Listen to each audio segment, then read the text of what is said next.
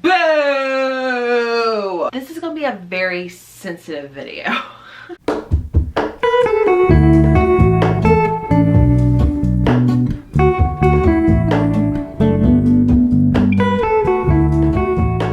What is up, you guys? Welcome back to my channel. My name is Jessie, and today I'm here to talk about some books that I did not enjoy. I do the worst books of the year a little bit differently. I like to talk about 10 books, but I do 5 of the worst books I read and 5 of the most disappointing. So yeah. And of course, I have to put a disclaimer out there stating like, hey, because I'm talking about this book that's not, you know, the most positive, does not mean I'm taking a stab at the author, taking a stab at you because you liked this book. These are my opinions. You have your opinions. If you loved any of these books, that's 100% okay with me. So let's move on. I'm trying to think, should I do the most disappointing or the worst books? I'm gonna start with the most disappointing because I do know that the books in my top 5 are books I know people loved, and that's great. And then we will save probably the juiciest ones towards the end. Also, I know some people are going to mention why I'm not actually showcasing the actual physical book. It's because I don't have these books anymore. Some of them I still do, some of them I don't. So if I pop up a picture, that's why. So I did rank these books between, you know, 5 to 1 being like the most disappointing or the worst book I've ever read. You know, I ranked them that way. So coming in at number 5 for most disappointing is Second First Impressions by Sally Thorne. And I feel really bad because I know my friend Gwen actually gifted me this copy and I kind of put it off for a little bit, but I was so excited to read this one because I read The Hating Game and I absolutely loved it. It was when I was first getting back into romance and I was really excited to read this one, and I know Gwen really enjoyed it, but I just, you know, it just was not what I was expecting or wanting. This one definitely has like the main romance, but then you have all the side characters, which I actually enjoyed the most versus the actual romance. And I feel like I should love both, or at least the romance more. So yeah, this one was kind of disappointing just because I did read and watch the movie of The Hating Game and just absolutely loved it. I, you know, still highly recommend that one, but this one, it just felt like it just didn't give that same punch that I was expecting. So, and maybe I gave it too high of expectations. Probably most of the books I put on this list, I probably expected more than what I should have. So, all right, coming in at number 4, it is a thriller. It is Just the Nicest Couple by Mary Kubica. I have been loving all the books by her that I've read so far, but for some reason, this one just did not do it for me. I don't know, like honestly, I felt like it definitely had a strong beginning, but the middle of the end just kind of lacked a lot. And after I read, what's that book called?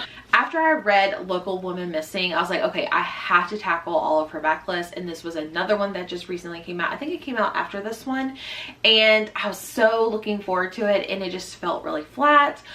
And I think all the characters were terrible, which, I mean, they don't all have to be great, but I just didn't really care that much. I gave this one 2 stars, and I was just left very disappointed. Now, this one is a 5-star read. I highly recommend you pick this one up, but this one, I would pass it. All right, here's a book that I actually kept, and this one's probably gonna hurt, so bear with me, okay? It's Meet Me at the Lake by Carly Fortin. And I have loved Every Summer After by this author, and I'm really looking forward to her newest release. But this one, I think I literally just set the bar like way too high. And I don't know, I wasn't like a real fan of the romance. It was one of those things where I was forcing myself to like this book, but it just wasn't it. And it's so pretty, and yes, I still kept the book because I still love the author's writing. However, this one just did not put a grip on me like Every Summer After, and I don't know, I was very let down by this one, but it could just be a me thing. Still gave this one 3 stars. Still recommend if you're looking for like a summer romance, but I recommend Every Summer After over this one. I need you to be prepared because this one's also going to hurt, and I'm probably going to get some hate for it, but Happy Place by Emily Henry. Again, I read this one and Meet Me at the Lake very close together, and actually the next book I read actually very closely. Actually, I think I read all three of these books like within like the same, like back to back to back. So maybe it was just my time when I read this one, but I was just so disappointed. So I love Emily Henry. I will easily read whatever she decides to come up with next. But this one, I felt like I was just expecting a lot more out of this one. And I know this one kind of leans a little bit more towards like contemporary versus romance, but still has that romance element. But I don't know, like it just did not get me in my feels, like happy feels, sadness feels, like love is the answer feels. Like I just never got that feeling, and I was just so let down by this. I think it's a great summer read, but however, I think Emily Henry's other three books, like other adult romance books, are way better. Will I be reading her newest one that comes out? Absolutely. It's already pre-ordered. Don't even ask me. All right, and now my number one most disappointing book. I actually DNF'd it at 50%, and I have re-gifted this book to a friend who I know would enjoy it more than me. But that is, sadly, The Last Word by Taylor Adams. I don't know what it is, but no exit. Is it a one-hit wonder? I don't know.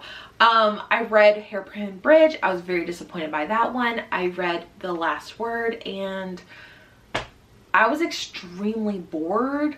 Even when like thrilling and exciting things were happening, I never was like, oh my gosh, don't go in there. Oh my gosh, what is happening?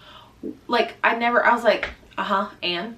So I don't know, like maybe Taylor Adams is not the author for me anymore, which makes me really sad because I love No Exit. It's one of my most recommended thrillers. Yeah, I didn't even finish the book. That's how disappointed I was. I did not even finish the book. And for that reason, it deserves to be number one on most disappointing. All right, let's talk about the books that I did not like at all.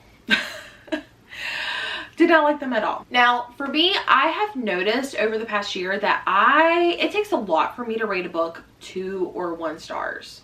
So yeah, like it takes a lot for me to rate that. And I feel like I'm actually doing a lot better this year. Like, you know, I did not like this one. I'm giving it a rightful 2 stars or a 1 star. Haven't given it a 1 star yet so far, but yeah, if it deserves it, I'm not going to feel guilty and like, you know, round it up or anything like that. So I feel like these are books that, although they didn't have the lowest rating throughout the year, I felt like these are the ones that I distinctly remember not liking. So yeah, one of these books is technically a 3 star on Goodreads, and then I have 2 2 stars and then 2 1 stars. So coming in at number 5 is Black Sheep by Rachel Harrison. This is her newest release, and I was so excited about this one. And I knew kind of going into this one, it has like cultish elements into it, which I know I do not like in my thriller books. However, that is not the reason why it's on this book. I don't want to say too much because there is like a kind of a really early twist, and to be honest, like I don't know how else I would have rewritten this book, but I feel like the twist at the beginning, I feel like if we would have known that a little bit later on throughout the book, it would have been much more like impactful and would have been more of a shocking twist at the end. However, I felt like we were just kind of revealed that way too much, like way too early to my liking, and I felt like I was just like, oh, okay, cool. And I felt like the rest of the book, like nothing really happened. But I felt like if the twist at the beginning was revealed later at the end, I would have been like, oh my god, this totally makes sense. I know this book is not going to be for everyone. Yeah, and I would say go check like triggers and stuff like that, but honestly, like the twist is kind of mind-blowing to me because I was not expecting that. But again, like within the first 50 pages is way too soon. So, womp. Let's talk about a book that was actually one of my book club books, which if you didn't know, I have a book club called Sleep When I'm Dead. It is my thriller online book club. And actually for the month of February, this book made the list at number 4. It is Malice House by Megan Shepherd. Me and my friend Keisha actually read this book together, and it's just not for me. It has more of like a fantasy, fantastical horror element to it, and I just could not vibe with it. I feel like it just got a little too like out there for me. So I know I usually let my book club host pick this one, so Keisha did pick this one, and it's nothing against her. I had such a fun time like reading and discussing this with her. However, this book was just not a favorite to me, and I feel like it kind of stood out, especially being a book club pick, that's the reason why I did not like it. But I really enjoyed chatting with you guys, chatting with Keisha, going over everything. I do also like the concept of like the book within a book. I've always loved that concept in books. This book was just a little too fantastical to my liking, and I don't really like magical realism in books, whether it's like contemporary romance or thriller and horror, you know what I mean? So yeah. All right, the next book is actually going to be my second 2-star on this list. At number 3, it is The Family Plot by Megan Collins. I think I have read another book by this author. I'm like 99% sure, but I think this author is just not for me, and I don't plan on picking up any other books by this author. So this one just had like really awful characters in my opinion, and I think the characters are supposed to be awful, but they just like really rubbed me the wrong way. I didn't like the twist or the mystery at all. So yeah, I don't really, this one I definitely remember not liking like throughout the year, but like do I remember like specific details? Absolutely not, because I read way too many books and it's hard to remember everything. But I remember the characters being awful. I remember the plot being kind of like meh, and like the reveal being meh. So yeah, I did not like this one. I don't think I'm gonna pick up anything else by this author, but you never know. This next book, if you joined any reading sprints or if you joined any like, you know, live discussions, this book, I know between me and a few other channels, has been brought up so many times, and I'm going to thank Lena for that, because it is Comfort Me with Apples. And yeah, ew. But I did a video where I read Lena's favorite book and least favorite book of the year, and this was her least favorite, and oh my gosh, I know why. It is super short. It's under, like, I think it's under 100 pages, so it's like super short, but it is not that good. And without telling you the main reason, because there is a certain like element in the book that I do not like in books. Like, I don't plan to read that, nor should I have that like kind of like sneaked in. So some people I know really enjoyed this one, but there is that one element I was just like, ew, no, why would I have read this? So yeah, you know, I would say for a book that's 100 pages and less, and you're trying to meet like a reading goal or trying to read books quickly, definitely give it a shot. But yeah, no, not for me. Comfort Me with Rotten Apples was just not it. All right, and the number 1 book that I want to talk about, I actually still have it. It's right here, but it's in my unhaul pile. I don't plan on keeping it very long, but this one,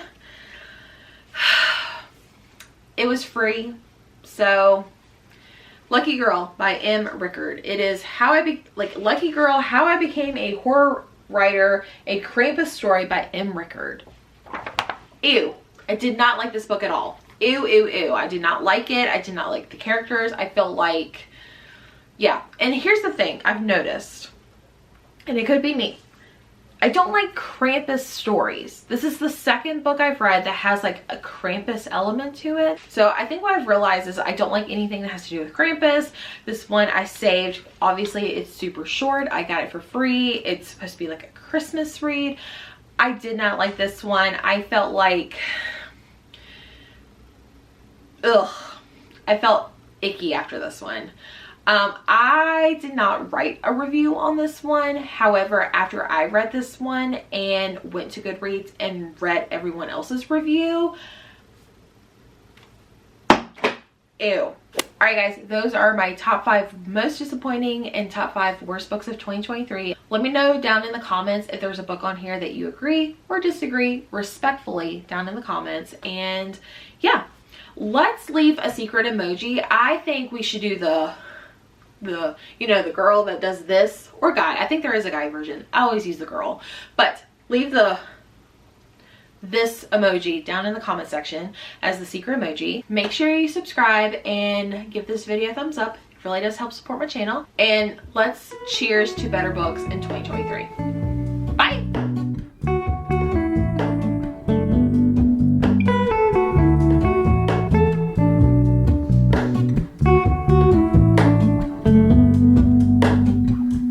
Hello, Ramona. I can't shake the simplest feeling